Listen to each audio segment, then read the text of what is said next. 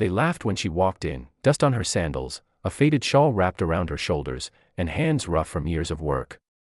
Guests whispered, waiters frowned, and the manager moved toward her to escort her out, but the woman didn't flinch.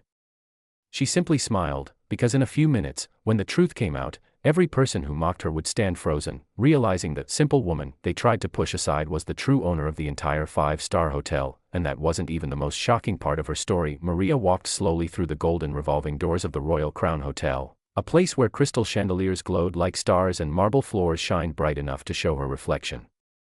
She had passed this hotel thousands of times in her life, always from the outside, always as the invisible woman selling handmade bread on a small wooden cart. People brushed by her daily, too busy, too proud, too important to even smile. Today, however, she walked in with a steady heartbeat, clutching a small leather pouch close to her chest. Inside it were memories, painful ones and precious ones, of a journey that brought her from poverty to unbelievable destiny, but no one in the hotel lobby cared about her story.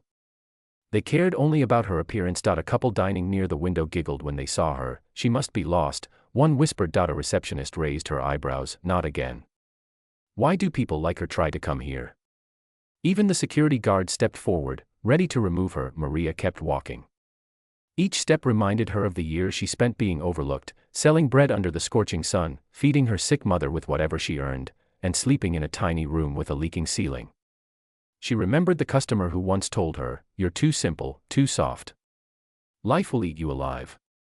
But life didn't eat her. It shaped her. Still, the manager marched toward her, annoyed and full of pride. "Madam, I'm afraid you can't be here," he said sharply. Maria looked into his eyes with calm strength. "I have an appointment," she replied. The manager scoffed. "With who?" "The cleaning staff." At that moment, a man in a black suit hurried down the grand staircase, Mr. Daniels, the hotel's head administrator. His eyes widened when he saw Maria. "Oh. Ma'am, you're early," he said, immediately offering her a respectful nod. The lobby fell silent. All the people who mocked her froze, confused. The manager stepped back, his face turning pale. Maria only said, "Shall we talk in your office?"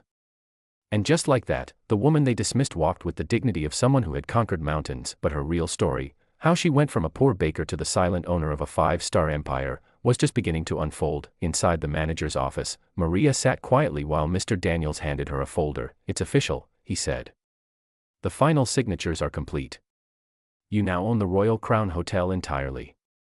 Maria gently touched the papers that confirmed the truth. She wasn't just the new owner, she had always been a hidden partner. 10 years ago, when her mother fell ill, Maria had helped an injured stranger on the roadside, saving his life without expecting anything in return. That stranger turned out to be a billionaire investor, Mr. King, the original founder of the Royal Crown. He had returned months later, searching for the woman who saved him. Maria didn't even remember his face. She refused the money he tried to give her. Instead, she told him, "Just help someone who needs it more than me." Her words changed everything. Mr. King secretly funded her small bakery, pushed her to learn, and later offered her a silent partnership in his new hotel. "Your kindness built this hotel," he told her. "But the world doesn't need to know yet." Maria agreed. She worked silently for a decade, investing every bit of her earnings, learning business from scratch, and honoring her mother's teachings. Never let pride decide your value. Let your heart do that. And now, she owned the entire hotel. But instead of celebrating, Maria had one thought: what about the people who mocked her today?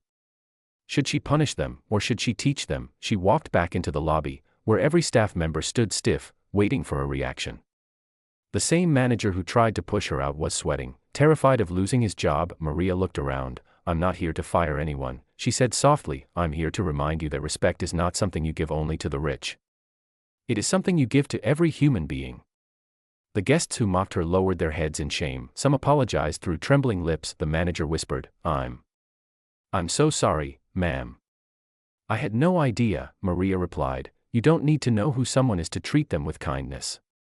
From that day, she introduced new policies: fair treatment for all, equal opportunities for workers from humble backgrounds, and a hospitality culture rooted not in perfection but in humanity. And the hotel flourished more than ever before, not because it was luxurious, but because it became a place where dignity lived. As Maria walked out of the lobby, sunlight poured over her like a blessing. She wasn't the poor bread seller they overlooked, she wasn't the silent partner anymore, she was the woman who built an empire through kindness, and taught an entire world the value of humility. and for the first time in years, she felt truly seen.